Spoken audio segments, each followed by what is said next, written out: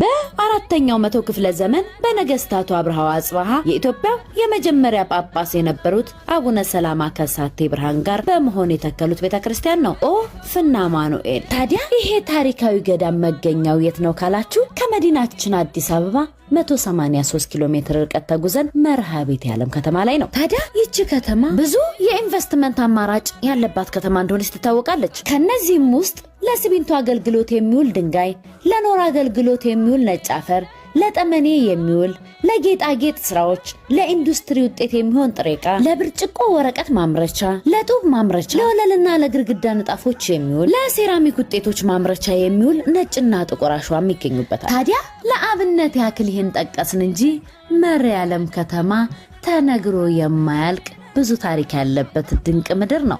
ለአብነት ያህል በጀግኖች እንኳን ብንሄድ 5 አርበኛ ካንድ ቤት የወጣበት የሸንቆጥ ልጆችን ማስታወስ እንችላለን። ታዲያ መጪውን ገናን የት ማሳለፍ አስባችኋል? ኑ በታላቁ ደብረ ኦፍና አማኑኤል የመጪውን ገናን ሰብሰብ ብለን እናንግስ።